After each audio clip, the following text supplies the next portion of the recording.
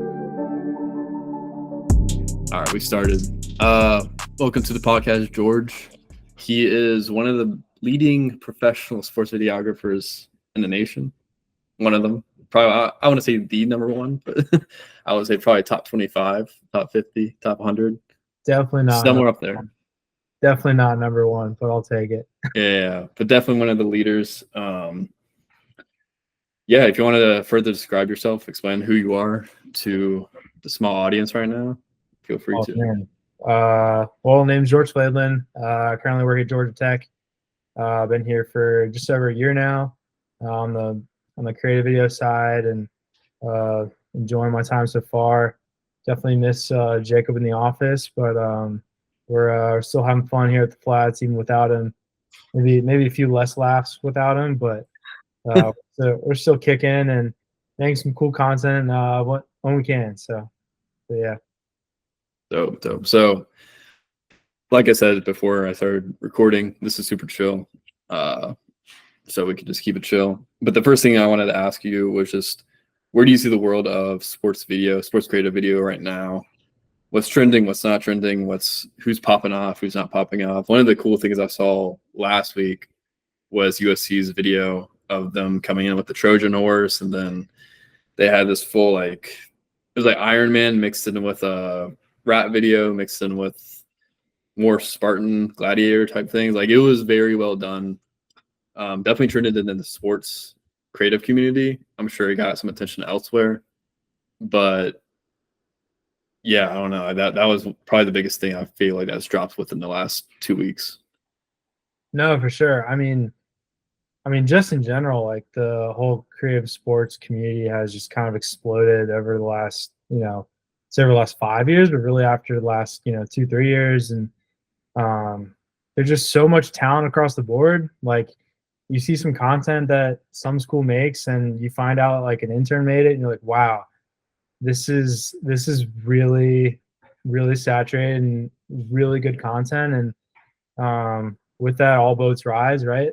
You get inspired, you get to see other people's work, you get to see other programs and how they, utilize After Effects and 3D modeling and AI, how that's able to kind of come into play now. And it's exciting, but you also can't compare yourself to other people. You just have to know what you're good at and how you can progress and get better in your own craft, and understand that you have a voice with what you're able to do in your own creative lane, right? So I'm just fortunate to have a job in this industry, to be honest. But yeah, that video was nuts. Maybe the historical inaccuracy, the fact that the Trojan horse was Trojans, but hey, but no, it was insanely creative and that was awesome. But yeah, I mean, just a lot of programs. I mean, this past couple months have done some really cool things. From the Olympics content that I'm able to see.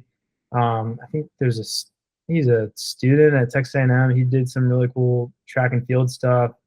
But yeah, Missouri's doing really cool stuff. Like, a lot of programs are doing really cool things. But yeah. Yeah.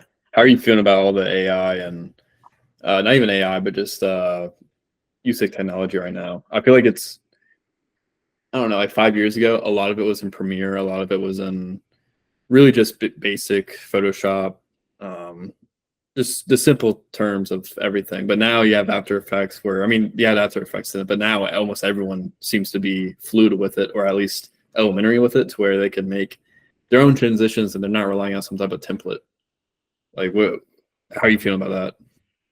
Man, it's a challenge. It's something to learn. I'm definitely learning every single day because you have to, and you get to do that, and that's part of working in a creative field, is just kind of learning new ways to be creative, learning new ways to catch eyes on the timeline and tell a story and that kind of thing. So man, for me, it's just something to see, is like something I can get better at, and just super excited to like see how people are able to use that stuff. For me, I haven't been able to really dive into the AI stuff yet, but still trying to figure out how to navigate that and balance the workload and what we're trying to do. So just trying to find that niche of making cool, creative, new content, but also making sure you have enough that it's able to get out in enough time. That's quick, fast paced, and from the time and event, and get out for people to consume and to learn more about your program, learn more about your student athletes. But yeah, it's a lot for sure, but it's fun. Yeah, I think that's one of the most interesting parts too when it comes to putting out that creative content, because like a while ago, like I said, 5 years ago or so, you can make a really good piece of content and it would do well socially, not just within the sports creative or just creative community as a whole, but it would do well in general. And you wouldn't really have a lot of pressure of like, okay, we need to have something, another banger within the next, day. It was like, okay, we could maybe make something for the next game. Let's see how we would do. But now it's coming to the point where people are putting out banger after banger after banger, creatively wise, whereas, it's kind of losing value in a way. At the same time, it's also gaining value at the same time, if that makes sense. Like people are now valuing creatives a lot more than they ever were before.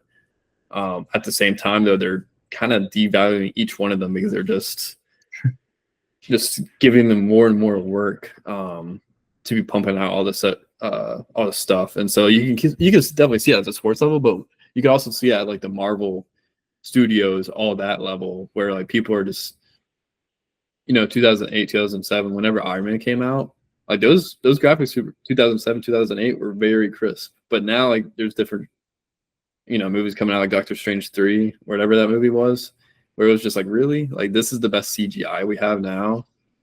Like I don't know. It's kind of frustrating, but it's also kind of cool to see that, like, of how much we were able to push out now. Yeah. But it's a lot of it can be really kind of crappy at the hands of the creatives themselves, just because of time and money and resources.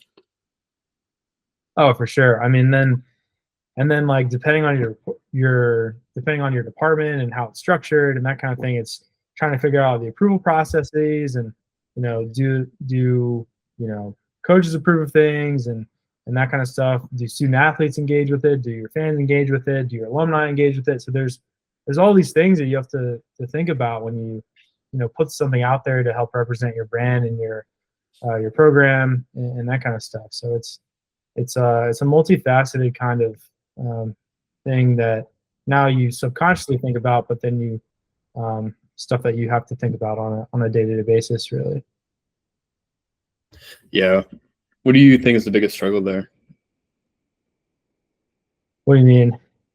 Like when it's coming to, kind of playing to all the different parties, you're playing with the party of the financial system, like how are we going to make more sales? How are we going to have a better relationship with the fans? How are you also going to have a better relationship with the creative community? Like there's probably about 3, 4, 5 different parties you have to kind of appeal every video you kind of drop, if that makes sense. Yeah. That's a question I'm still trying to figure out, if I'm completely honest. Yeah. I mean, I'm sure it'll probably change this project by project, because that's how I feel whenever I make a graphic. Sometimes it's, or any type of creative content, but every time I make a piece of content, sometimes it's towards salespeople, sometimes it's towards the creative community. It changes. I'm not sure if you have one that kind of just frustrates you, or maybe not frustrates you, but it's the biggest challenge. No, I mean, just with different programs I've been a part of, different um, different coaches care about different things, right? As far as how they want their program to be shown and how they want their brand to be portrayed. Um, you know, Coaches are more focused on recruits, and because that's the lifeblood of your program, right? Is recruits, but you also have the people that you have your donors, your fans, your alums who also have cared deeply about your program for years and will continue to for decades, right? So that's it's the different avenues of maybe you post something for Facebook that you don't necessarily have on Instagram, so you can kind of hit different types of demographics and different audiences sometimes. But it's just a lot of conversations and a lot of communication.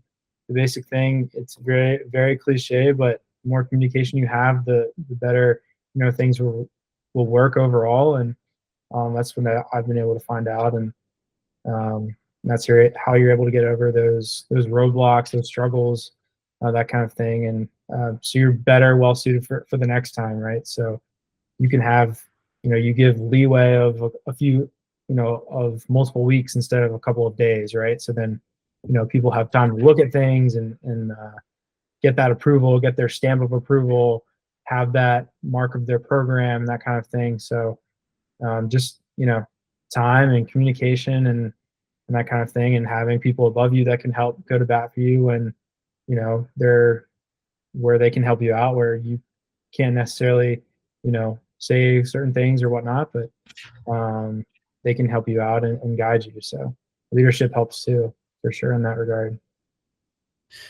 Yeah, leadership does for sure. And on the other side of leadership too, it kind of goes back to what you were saying earlier about the interns and just the younger group of everyone, especially in the creative community. It's just so nuts how much younger people have taken it over for the most part. I think the creative world and marketing will always be ruled by younger people, just because it's the younger crowd is definitely going to be the crowd that's buying more stuff. And so you tend to need people with a younger mindset. You're just creating products and creating the advertisements for the products. And so it's kind of nuts to see how much it's shifted, but even more lately, because, back in the 70s, the 80s, 90s, whatever, when things were probably really still at first being established for the most part still, most of the people were anywhere from their 30s to 50s, maybe 20s if they got lucky. But now, I mean, we have interns that are coming into movie productions, or even literally just, the sports, Georgia Tech athletics, like they're coming out like 18, 19 years old and doing better than like us, like people in their 20s and 30s for the most part that have been crafting this for the last 10 plus years. And they're doing it within, I don't know, maybe not even a handful of years of experience.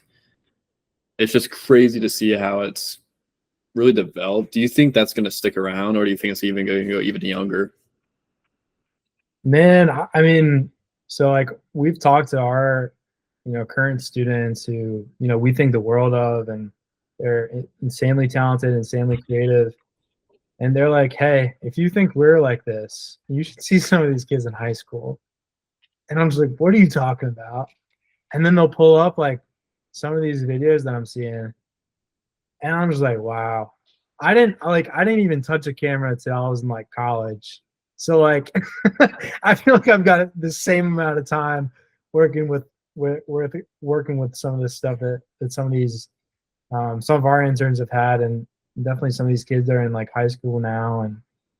And I mean, shoot, I was just like, it was a big deal when we had like DSLRs, right? Like now I'm dating myself, right? But like, I mean, it's just with how accessible now technology is.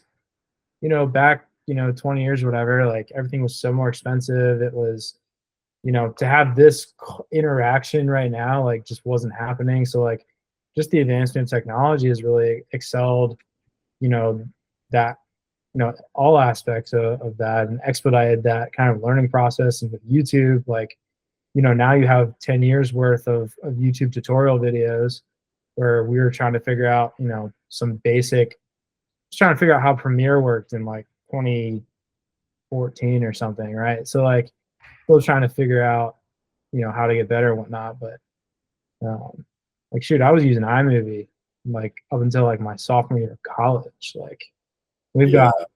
got freshmen now that are doing some insane things. I'm like, dude, what? Like, where did this come from? But you gotta adapt or die, right? You gotta get with it, or learn some new things. And it's part of the fun of it, man. It really is. And if you don't think it's part of the fun of it, it's probably not the field for you. No, for sure. For sure. And it's just crazy how much has changed. But yeah, no, I think another big part of it, like you said, is the technology part. But within the technology part is like just the culture itself. like when we were in high school and college and middle school and everything, like Snapchat or Instagram were really like becoming big at the time. I mean, we didn't even Now, have videos on Twitter. yeah, exactly. I mean, it was nuts to, I mean, first just get like reels and videos on Twitter, like you said, like, and now you have people that are using TikTok out of elementary school and are able to craft these videos that not even through YouTube videos and iMovie, you know, like in college, like they're doing this on TikTok tutorials in middle school and are able to like pump out like very well edited things all within like, I don't know, like maybe a few minutes underneath a half an hour, like produce the entire thing, punch it out. And it looks like it's been edited for like, I don't know, it would take me like a lot longer, but like it would take you, I don't know, like let's just say like a couple of hours. It'll take this kid maybe like 30 minutes to do on his phone with no tutorials. It's nuts. I don't know. It's kind of scary. I can see definitely getting younger, like you're saying with the interns and everything. I just think it's also going to add. I think we're towards the plateauing point, but I think what's going to happen is that now it's going to start to be more of a monetizing thing with like these high school teams that they're wanting to make content athletically instead of it just being like some kid doing for fun. It's to be like, oh, we're going to have this team doing it now, something like that. I don't know. That's just an idea. What do you think? Yeah, I mean, technically, you already see that, right? With what is amateur sports anymore? But with True. Like NIL is like even going to kids in high school now, which is nuts. Yeah, so like we'll just call it younger than college, right? With like the AAU circuit is producing probably a bunch of content creators just because there's so many videographers on the sidelines. I feel like there might even be more videographers sometimes than like fans in some of those games. But I mean, that's a grind, that's a hustle, that's trying to help show a kid off and help him get recruited. And it's a world I know like very little about, so I can't even really speak on it. I just know it's out there and it happens, right? But yeah, I mean, there are like, even I was looking at like my college, or the Kutztown University D2 school in Pennsylvania, and like I was watching our broadcast the other night, and there were like 6 videographers, or at least people with cameras on the sidelines, like DSLRs, like their own thing. That's crazy. Bro, like that was like a foreign concept. Like I was what was it when you were there? I was in college that long ago, but like that many cameras at a D2 football game, like, you know what I mean? Like people are like, cameras have gotten less expensive, and like, people are just putting their money more into that stuff, and they can see it and they can make cool stuff, and man, it's exciting though. But yeah, it was cool to see like that many like DSLRs or cameras just on the sidelines.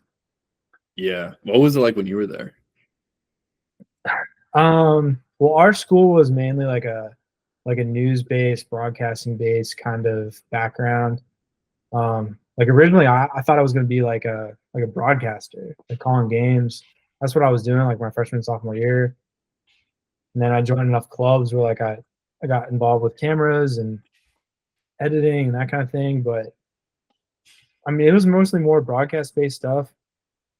I had a memory come up on Facebook the other day about like, I used to do like these like recap videos, but it was like ESPN style news kind of thing where like you cut the highlights together, and like I tried to do my best like Chris Berman impression.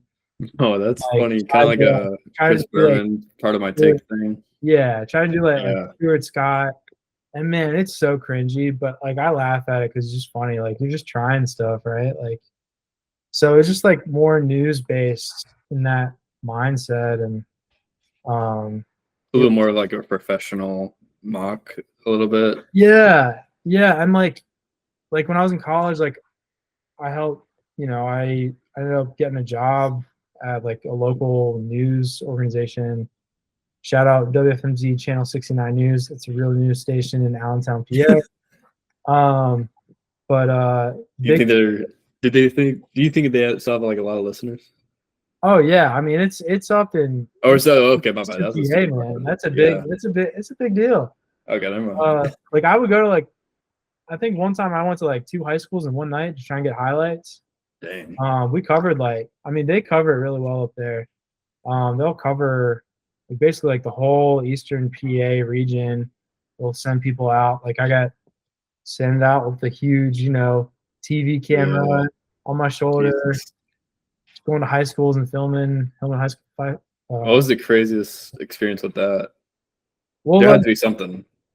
I mean, the crazy one with me was just like you just go like I don't know. It's probably with most states, but like you just go to these like towns that are just in the middle of nowhere, and like some of these high schools like that's the thing to do. Like the whole town shuts down, so like you just go in and like that's what the town does. So, like it's packed for whatever high school, and you're just filming it.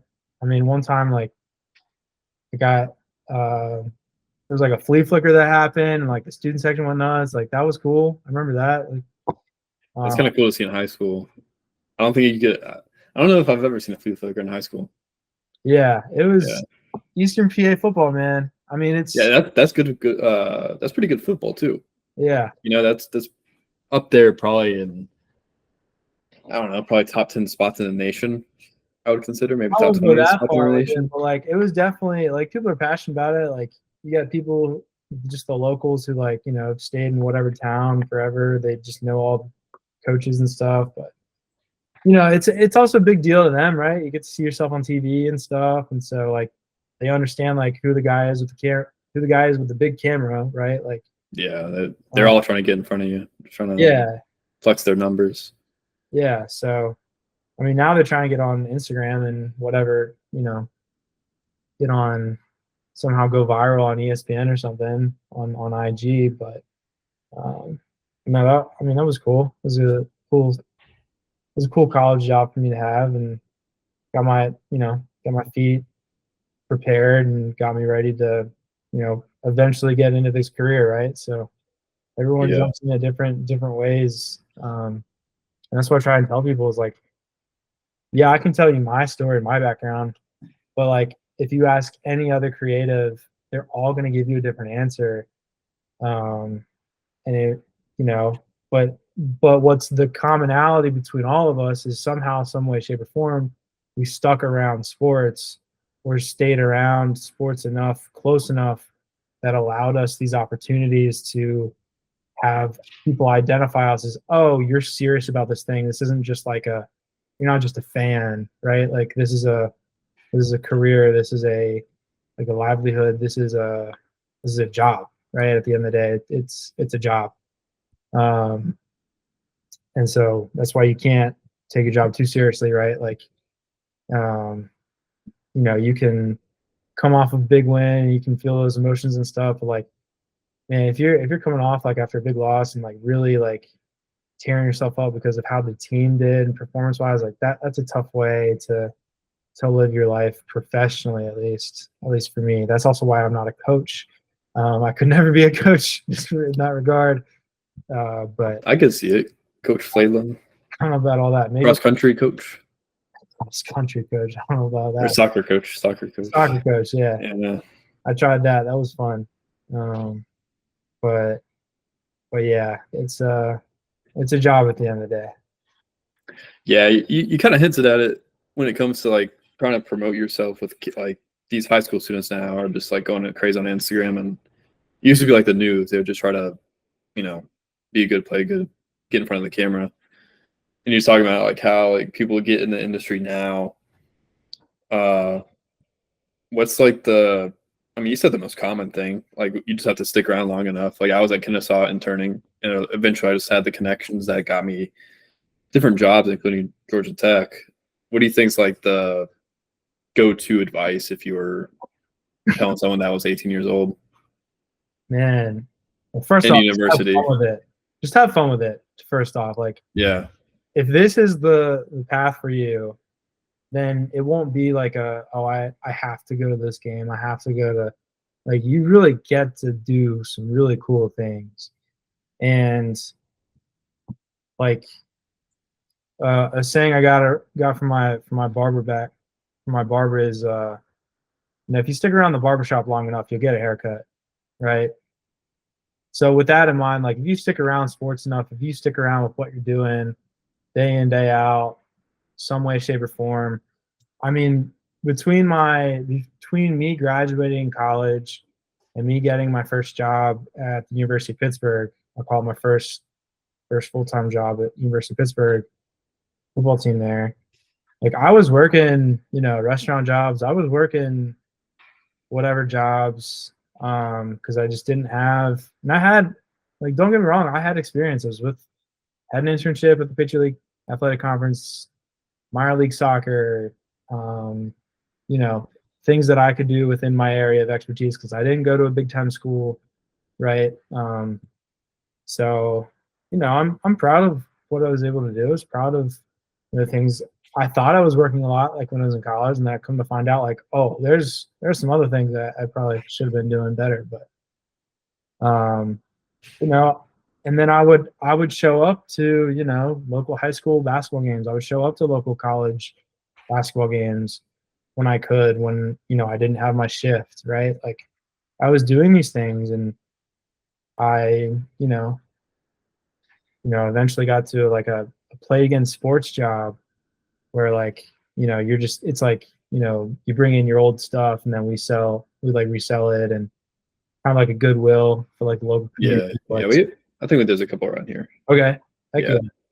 And then we also had like new stuff, new gear too, so you could get that stuff too. But like I just stuck around sports related things. I went in there asking for, hey, can I have a job, but I'll make social media content for you.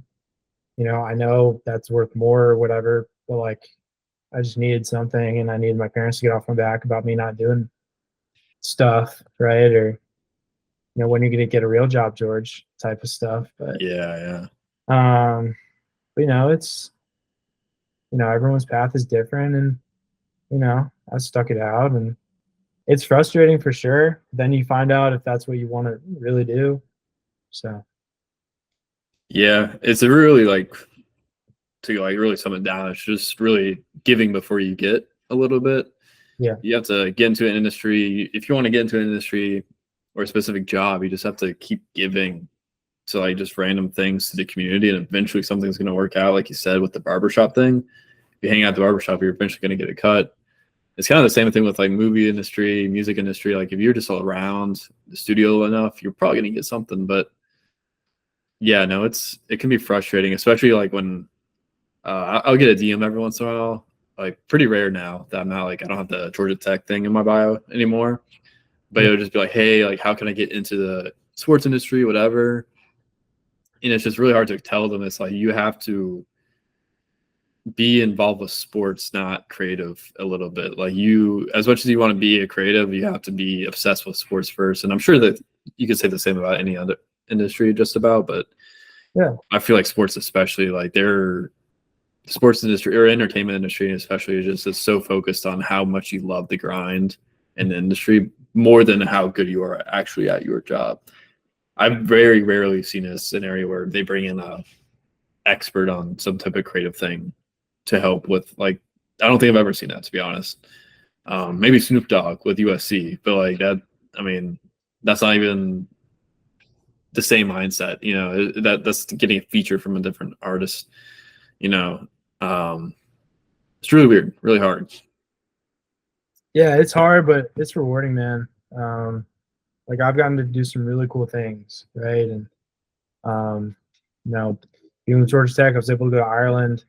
Um, have we lost that game? Whatever. Like I was able to go to Ireland, Yeah, for film a free game, essentially. So you're being paid to go to Ireland. being paid. Yeah, don't Yeah, get me wrong. I worked my tail off and had very little sleep.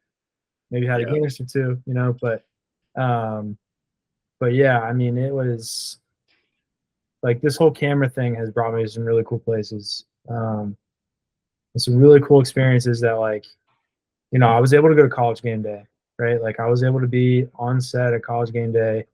You couldn't see me because I was behind the cameras, but um, uh, yeah. I doing mean, some. that's where all the work is. But yeah, it was really a full circle moment because you, at least for me, like Saturday mornings, if I didn't have a soccer game, like growing up, I was watching, ESPN College Game Day and trying to figure out, which mascot Lee Corso was going to put on his head and all that stuff. So it's been really I've had some really cool full circle moments in the last couple of years. I'm really really proud of. So, but yeah. Yeah, it's always pretty cool to get a part of that, especially I mean, just those big moments, like you said, Ireland, but even like the Super Bowl or any type of those big moments where you actually get to be a part of something bigger. And it's something where you, like you said earlier in this conversation, you have to let go of your ego and your fandom maybe in those moments. And it can be hard, but I mean, you see camera guys and professionals do it in the Super Bowl or the Final Four all the time where they can just sit down and have a conversation after a buzzer beater or after like a last second field goal or the overtime finish in the Super Bowl last year. It's one of those things where it's like you have to keep your composure and just do your job, because that's kind of the whole thing of you working in sports. You're able to keep your composure and capture a moment that lives forever, essentially. Is there like a certain mantra you have that like helps you in those moments? What, just to keep composure, that kind of thing? Yeah, like you probably don't run into it as much anymore, but maybe if you get really, really passionate about a team that you're working with. Yeah, usually it's not exactly the healthiest thing, admittedly, but it's usually like a couple of expletives, and you better get the shot, George. Make sure it's in focus. Because a lot of those times, like, unless it's like the last second field goal, right? I'm not really cognizant of the game. Like, I understand the flow of the game. I understand like we're probably up or we're probably down, but I'm so focused on like making sure my stuff is in focus and that like I'm not blocking people, people aren't blocking me on the sidelines. Where like that's where my mindset is, like, during those, football 60 minutes, right? Like that's where my mind is, and it kind of keeps you locked in per se. Because not every play is going to be a Hail Mary touchdown and the play of the game, right? There's gonna be a lot of like 1 yard run, like aren't gonna make Instagram and aren't gonna make your highlight reel or whatever. But like, That's gonna be one of the most frustrating things as a video person. Like as from a graphic person, even photographers can kind of get away with it where you're just trying to capture like one singular moment, and you can kind of, for photographers, I mean, you just take the photo at the right time, and then for graphic designers, it's really I don't know how Danny Karnick does it. That dude. Oh yeah, that dude's a wizard. Yeah, that guy. It's just being in the right place and the right. It's his birthday. It's just happy birthday. Yeah, happy birthday, Danny. Yeah, for real. But it's just like you can easily, or not easily, it's much easier to get away with as a photographer or graphic designer where you're just trying to capture a moment. And graphic designers, you have verbiage to beef up a moment, even if it's little, like a 1 yard gain or whatever. You can kind of figure your way around it. How do you try to make a small moment big when it comes to video? In sports or not, but obviously sports in this scenario. Yeah, I guess for me, a small moment is like, a small moment is either like an isolated shot or like, I guess not even. I guess I'll reframe your question. It's like, we had, for example, we had non-conference baseball going on in, they start in February or something. Yeah, it was about February. March, February, right? Yeah, more March. So we had a bunch of transfer guys for our team this year. For our team last year, we had like 20 some transfer guys.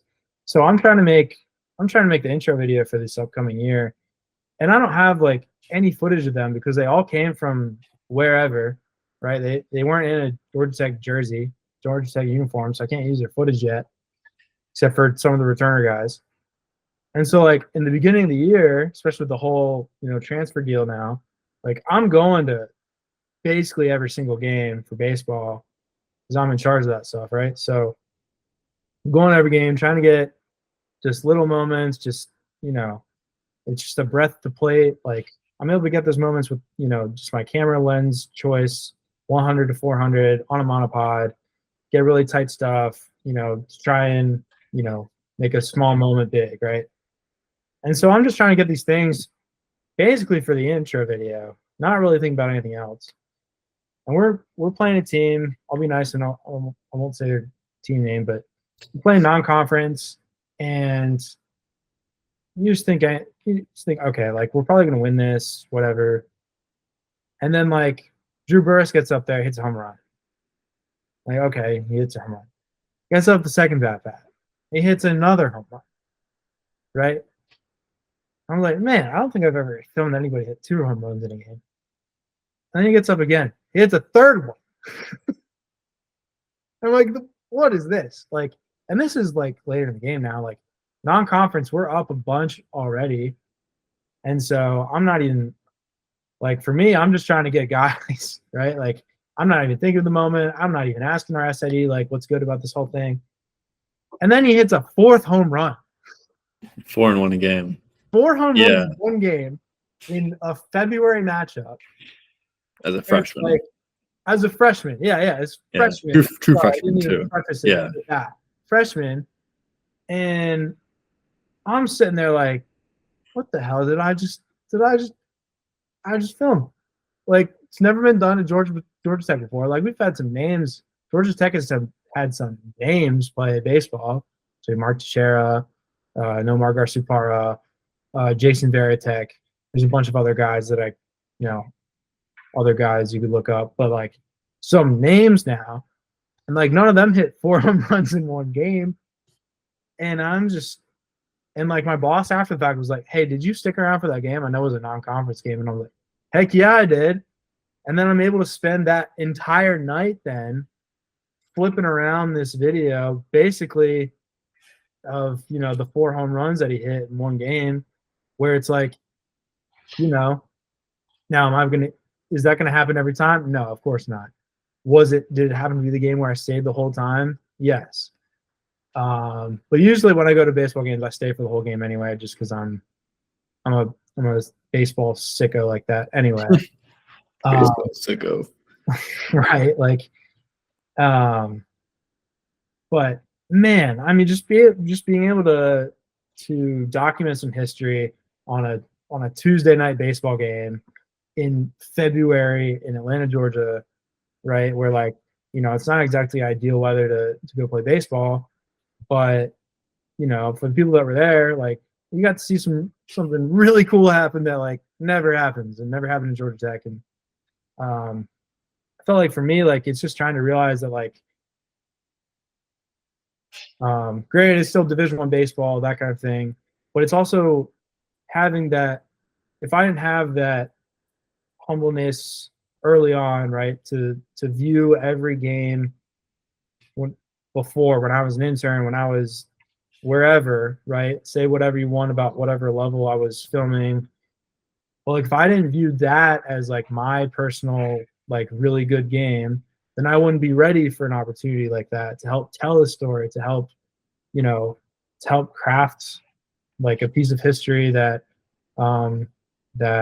you know, Drew's gonna have forever, the program's gonna have forever, his family's gonna look back on, you know, and you know, when he's done setting his days playing baseball, which is, you know, never, right? But you know, when he finally hangs it up in 50 years from now, he'll be able to look back at that like, wow, that was really cool. Hit 4 home runs in one game, and there's some video evidence of me doing it. And like you take pride in that kind of stuff, right? Like, it wasn't the national championship, it wasn't a Super Bowl, it wasn't, you know, a highlighted, you know, big ticketed event, right? But it was something that happened, and I got to play a part in it, and it was awesome. It was really cool to be a part of. Yeah, it's just putting in those reps, like you're saying, putting those reps in for those non-conference shitty February games that prepare you for those big moments. That was really well said, honestly. Yeah. And then you kind of hinted at it, but what's the hardest part? Is this is kind of an obvious question, but what's the hardest part about capturing? Well, maybe not an obvious question. Anyways, what's the hardest part about capturing a bad team? That Georgia Tech team, that Georgia Tech baseball team wasn't a bad team, but like what when you have a bad team that you have to capture, or a team that's not doing good, what's the hardest thing, or surprisingly easier? That's a good question.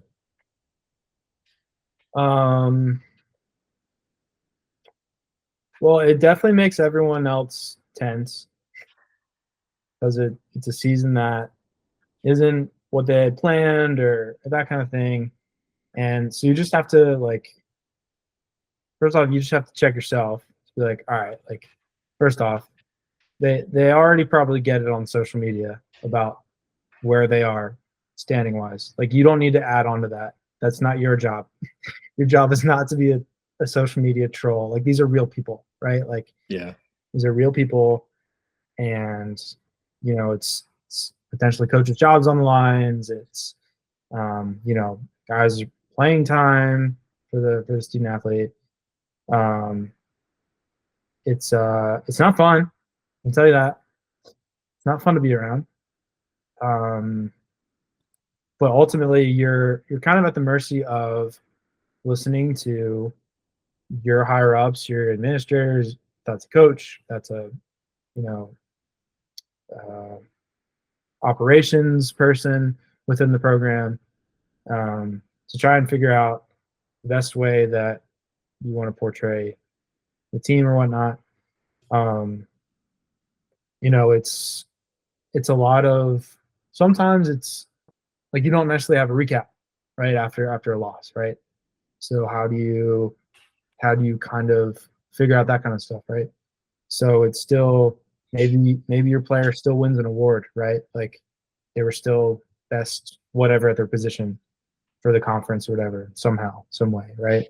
Um, there's other things that can add up. There's still other stats that you can probably get creative with your SID. SIDs love stats. It's like their favorite thing to do, for most nerds. SIDs. So if you're able, like, their whole thing is like to help the program the best way possible, and they can find those stats and take them out. And this is the first time since whatever year that we've had so many stolen bases, or um, you know, on days that are 70 degrees and sunny, and some sort of cloud comes in. Like, they have all those niche, tiny, like, stats that you Yeah, can make yeah, something. no, they're ridiculous. They're super ridiculous, and it's cool though. Yes. After like the third or fourth qualifier, though, it's just like okay, we Yeah. can we can relax. Like Like, when it's 40 degrees and you're playing in black uniforms against the conference opponents while wearing white hats, you're undefeated. It's like, oh my god, okay, that's a little too far. yeah. But when it's like those 2 or 3 or less, it's actually really cool. Yeah. So it's just utilizing your resources around you. Like, you're not supposed to know everything, right?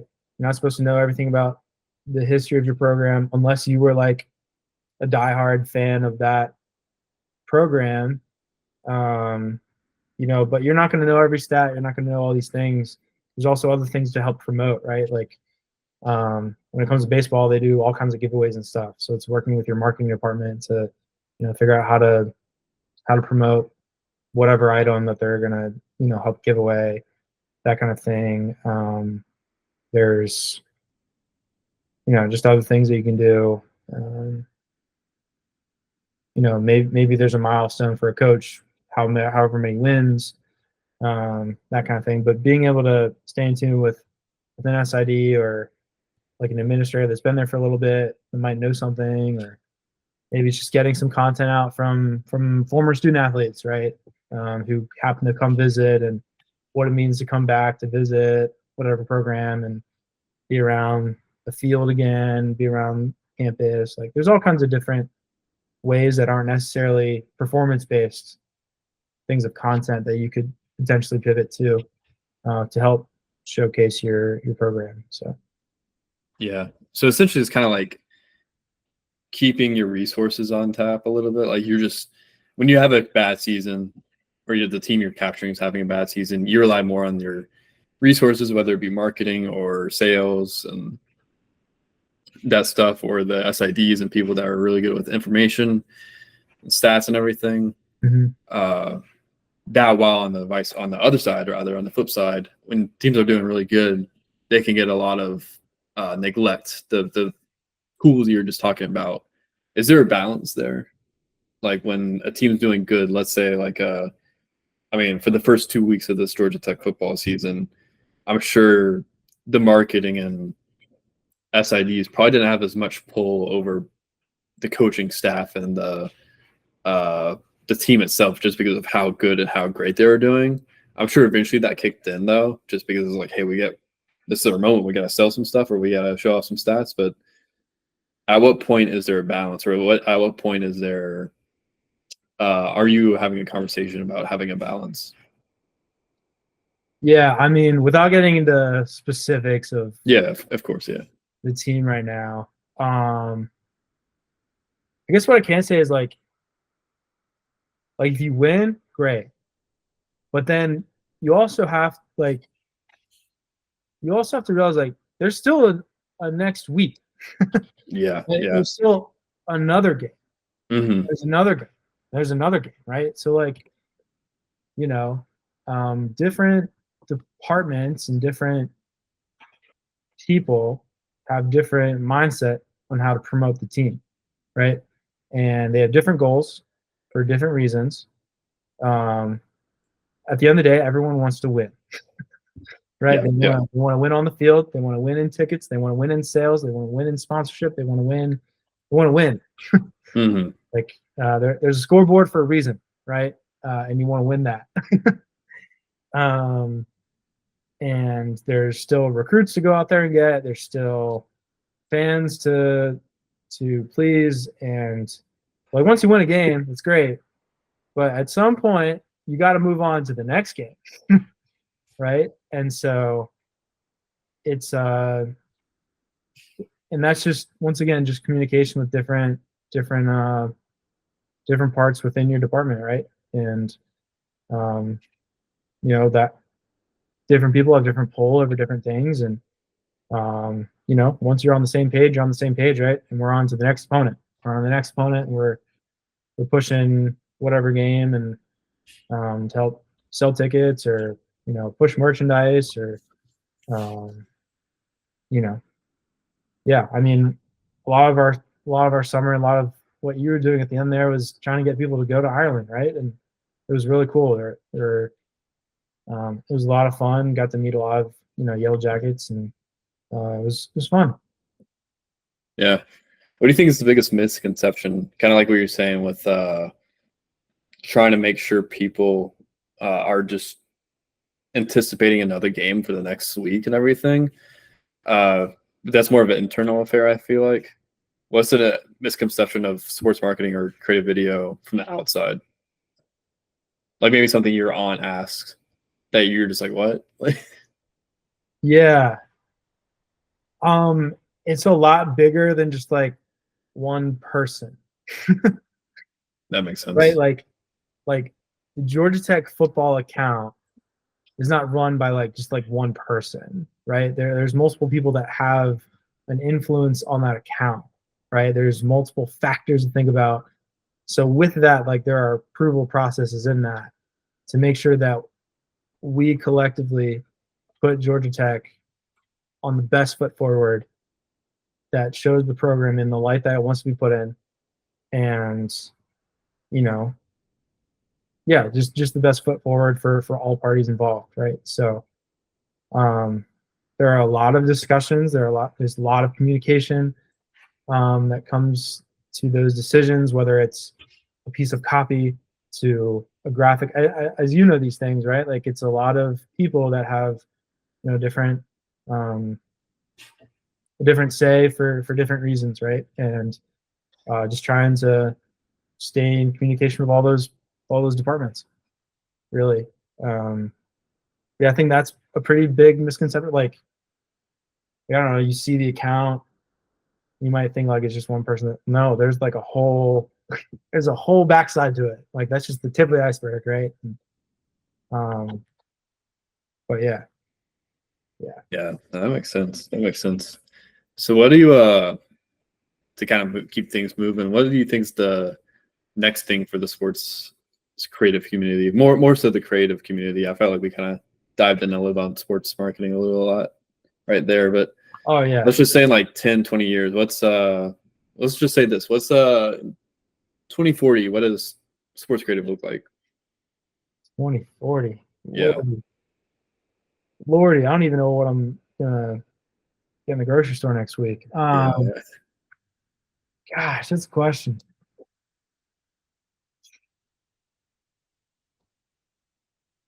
Man, I don't know. I mean, because like even within last, like you talk to like seasoned, you talk to some veterans within just the social media space, and it's like it's changed so much in the last. Think about it now from like last 10 years, what social media was and is. Yeah. We had the Harlem Shake 10 years ago. Yeah, and planking on stuff. Yeah, so like SIDs used to live tweet like every play in some departments. Like they would play for play tweet what was happening, like crazy stuff. Now there's some wrestler SIDs who do that stuff, but that's because wrestling is like a whole different thing. Yeah, it's a different sport. That's you need that. There's not like a stream or something, but man, gosh. Dude, I don't even know. Yeah. How about 2030? Not 2040, 2030. 30? Shoot, man. Killing me, Smalls. Yeah. Yeah, my vision's like, what can I get out tomorrow? I would the creative community in general or sports community? Sports creative. Yeah. Like are departments changing? Are technologies changing? Is it more AI driven or is it Oh more? yeah, I mean it's going to change drastically within the next 5 years. Yeah. I mean, especially with the whole like NCAA. I don't know all the things of it, but student athletes getting paid back for having a more of a financial stake in the department and that kind of thing. So that'll definitely probably shake some things up for sure.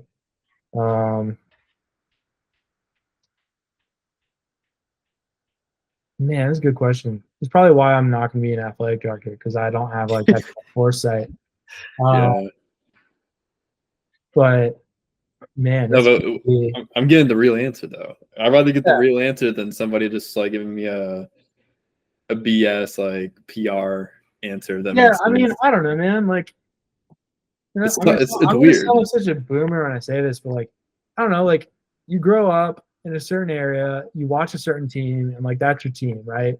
And like people used to go to like the regional school based because of like their pure love of whatever, at least in my naiveness ways, right? Like people in my mind go to schools that like they loved, they enjoyed, whatever. Um, before the Pony Express and all that fun stuff, right? But like, I don't know, man. Yeah. People are hometown heroes, you know? Yeah. Yeah. Like, A little more demographic. the landscape of college athletics is changing. Like I don't know. I don't think I ever imagined that consistently I would see Georgia Tech and Cal Berkeley playing weekly in different sports and stuff like cross country, that kind of thing. I don't know. I guess my hot take is like we're gonna have these super conferences, and then there's gonna be a day when it's like, wow, this is a lot. And then they're gonna break up the super conferences, and we're all gonna go back to like regional conferences, and then like I can be happy, and everyone can have their regional rivalries, and like we'll just go back to like what it was, and like that will be cool.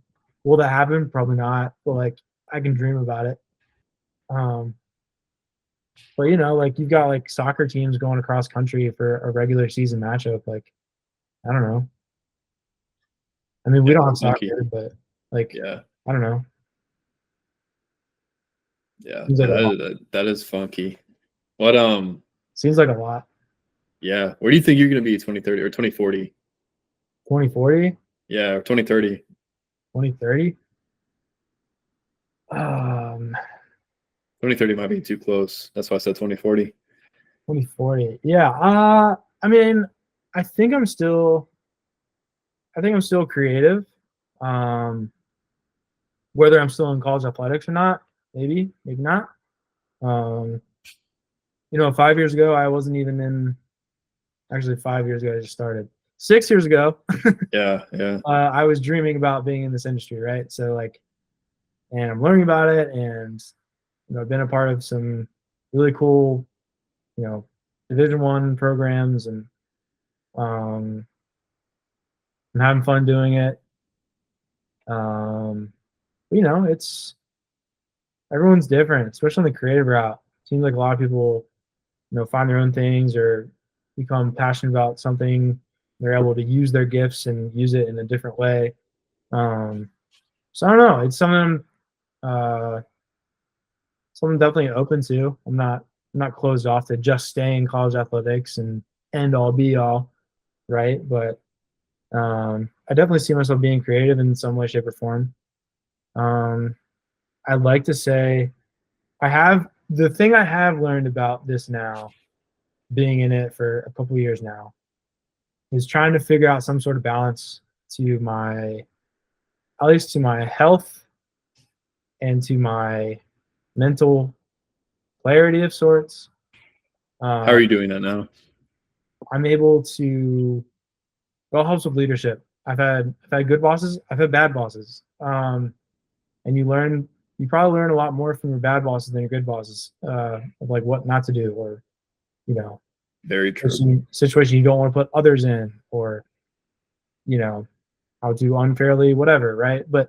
Um but it's figuring out things that are good for me, and um you know trying to figure out how to be the best. This is going to sound cliche as hell, but eating real foods, passing on the game day sodas, drinking water, some basic things can help you, like just help you immensely, um, over the long term. You don't see it in a week, you don't see it in 2 weeks, maybe you see it in a month, but like, man, that has really helped me out. Just like cutting out some things that, like, your parents tell you, right? And you're like, Mom, I don't want to eat the broccoli. Eat the broccoli, dude. Like, just do it. So it's just small things like that have been helpful. Doing a lot more protein intake than I have in previous years. Um, Probably stuff I learned in high school, but tuned out because I was in high school and an idiot. Um, yeah, just some basic stuff. Yeah. It's No, good. you definitely have the journey story right now, the hero's journey story between you just losing all that weight. And I mean, you were never like fat, like you were just like out of shape really, and now you're strong, like not only strong, but you're like running hella. You're right now you're doing that the mile challenge. So explain that more to me. It's like 1 mile every day, or is it you're trying to get like 1 mile per week? Like what's up with that? So right now, um, my goal is to run a marathon. My goal isn't super great because it's supposed to be a timely thing, and I don't have a time specific thing on it. I just know I want to run one. So I'm trying to lay a foundation that to identify myself as a runner, and you have to trick yourself into doing that by actually doing it, right? So I have like some things like in my apartment, uh, things that One day. yeah, things that are here on my desk. Like, I'm fit, I'm clean. Some other things are more personal to me. Um, and I show up for myself, right? And things that I get to look at. I might say like I look at it daily. I don't look at it daily. I should look at it daily. But one thing I know I can do every day, because I can do it, is I run at least 1 mile a day, right? That could be 10 miles, that could be 1 mile. At least get 1 mile in a day. For me, that's a thing. It forces me to be disciplined for myself. It forces me to um, to be movement, be conscious about how I go about my day. And that's just for me, right? And I probably could do more, but like I know at a bare minimum, I can run a mile a day. It doesn't matter how fast I do it, doesn't matter how slow I do it, just run a mile a day. Maybe jog, whatever. Just for me, that's what it means. So um, it's been helpful for that, just to be conscious of myself. But yeah. Yeah, no, it's true. It's more just about sustainability more than anything. Like you said, it's not really about running 10 miles every day and trying to become a Olympic marathon training person. It's just about just doing the bare minimum and being disciplined about the bare minimum more than anything. And then It's tough. And then with that, like between you, Tyler Rover, kind of got me back into running this summer. I was able to join a run club or two. Thursday nights is kind of tough for me now, just working in sports and the traveling aspect. So I do Thursday mornings. I'm going to sound like a psychopath when I say this out loud, but we're a Thursday morning run club. We run 5 a.m., 6 a.m., 6 a.m. Not quite crazy, but Yeah, but, still crazy, bro. Yeah. So 6 a.m. We meet at this park by a river. There's a trail. It's cool. It's free in Atlanta. So if you're in Atlanta, what's up? Run Easy Run Club. Every Thursday, 6 a.m. And it's cool. It's like there's all kinds of different like levels of running to it. There's people that just walk. Recently it's starting to get more dark, but like during the summertime, like some really cool like sunrise stuff that would happen, and it's before work, so there's no real excuse for me to not do it. And I end up running like usually between 4 and 5 miles. It takes me close to an hour to do it. I run with people. I try to be at like a talking pace, and it allows me to be social because, as you know, sports can be hectic with that.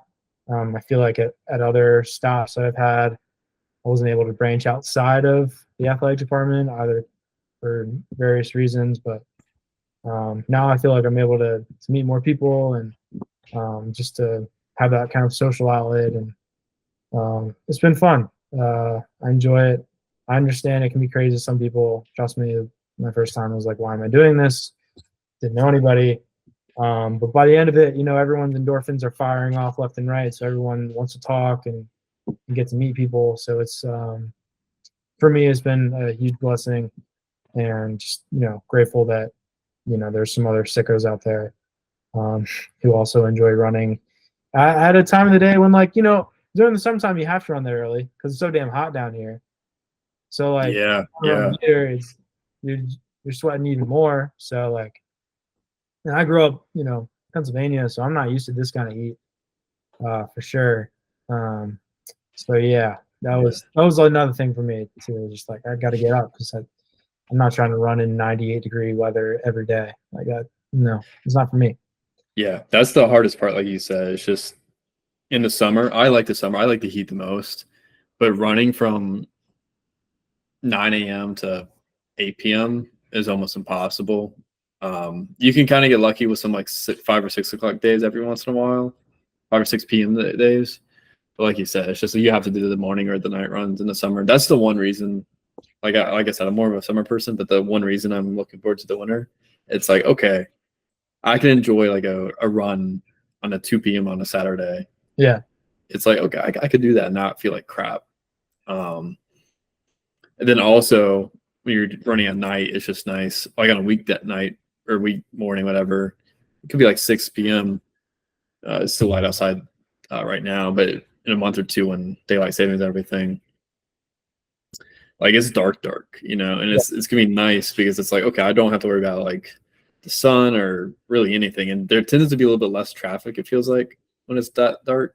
Maybe that's just my own mental, but it does seem like a little less people. So running in the city, at least, it helps because you're not running into random stuff. At the same time, though, running in the city in the night, you have to be naturally more careful. But yeah, no. But then to your point though, the community aspect is key. And that's why I'm glad you got involved with that, because it was more of a struggle bus for me, because whenever it comes to something that I'm not really super passionate about, like lifting I'm passionate about, to where I could do this alone. And it's nice to do it alone. And I built that routine up to where it's like whatever now. But like whenever I'm doing something where it's like, oh fuck this, like I could do it alone, but doing it every once in a while with like people, and like it's just fun. It's nice to be able to talk to somebody like the running club and do it. So I'm glad you're doing that same thing. I think it's key for anybody that's like wanting to be active or wanting to do something healthy, period. And just need that little extra boost, because when you have somebody that's gonna like rub in your face that you weren't there that day, ooh, that shit gets you going. Or it's just the fact of being able to see people. You know, people are naturally, no matter how introverted you are, people are just naturally going to want to see people. So that's big. Yeah, like I'll see your boy Jesse every now and Yeah, yeah. because he'll come. Haven't seen him in a while. He just did that crazy like 100-mile race or something. Yeah, he's a sicko. Yeah, Yeah. there's a few of those sickos in running. If there's anything I've learned from run clubs, is that there's a lot more freaks like than normal, or like than you would think there are. Like you would think in run clubs, like probably like a few people that just go for a few miles every few days, whatever. Like maybe have like a 10 to 20 mile week. But then all of a sudden I'm learning that a 10 to 20 mile week is like you're just like I don't know. You're on the lower end of the spectrum pole. People are running 30, 40, 50 mile weeks, like whatever, in the like the top or upper end of that run club. It's scary. Yeah, but but that also just goes back to like, what's your priorities? True. Right? Like, if you're wanting to do that, that's where like the run club's so cool, because like, at least in my mind, like you have those really cool people, or the people who are super passionate about running. That's what they do. They're gonna do the ultra marathons, 100-mile race thing, and like that's what, like, they're focused on that kind of stuff, right? And like for me, who's still trying to like figure out the whole marathon deal eventually, right? It's like, oh, it's not this mythical esoteric thing that Yeah, it's obtainable. It's obtainable. an attainable thing that like, oh, I know people who've done it. It's not like this thing like you hear that people did it. Like, oh, Ivy, this guy Ivy, he's running for his, and um, Colin, he was telling us about his 100-mile race and like how to prepare for it, how to train for it, and that kind of thing. So like, and it's really helpful like when they're nice. Like some, you're really good at thing, you can have an ego about yourself and whatever. Like the people at least I've been able to, be around with this club is like they're there to help you, right? They know that they've done some things that are really cool, really challenging, and like they'll talk to you about like how they were able to do XYZ race, and so that's been really cool for me to just kind of do it. Like my longest race was this summer. I did the Peachtree this summer, and that was my longest like structured race. So that's like what, 6 miles or something? Yeah, 6.2, 6.3. Yeah, like that was my longest race, and like since then, like I was able to, on my own training, like do a half marathon, and like that was really cool for me. It took me a while, but like I still did it. And then you get to meet other people. Wyatt, this guy, he's run 50 marathons in 50 states over the course of this year, right? So like there's all kinds of levels of people, and that's been cool for me at least. Yeah, no, it's super cool for sure, especially around a pretty big city like Atlanta. It's just nice to see people doing good, and being social in general. I know they definitely exist in small towns, but when you live in a big town, it's nice to just be part of that. Yeah, it's one of the benefits for sure to live in a bigger city, and there's something for everyone, right? If you're into potting, you know, Yeah, I'm sure there's some shit. potting Yeah, and stuff. there's gonna be something. Yeah, Yeah, there's all kinds of stuff. yeah. You gonna stick around in Atlanta? I'm here, man. I'm here. You're here for now. I don't think you've seen me since I cut the hair. No, I don't think I have. Um, No, looks good though. Looks good. we're trying, Yeah. you know, trying. Yeah, We're trying trying. for sure. Well, we'll catch up after I end the recording on this call, but thank you for joining the podcast. It was a good conversation. We'll do it again in the future. And I eventually want to get more people from the sports creative community, but I think for now I'm just going to take my time and see who's best for episode by episode, to be honest. But you were definitely the best. This is the second one, so you're the best. So thank you. Yeah, man. Thanks for having me on. Really fun. I'm excited to see you grow with all your interviews and stuff. Thanks for having me on, man. For sure. Sure, appreciate it. See you, man.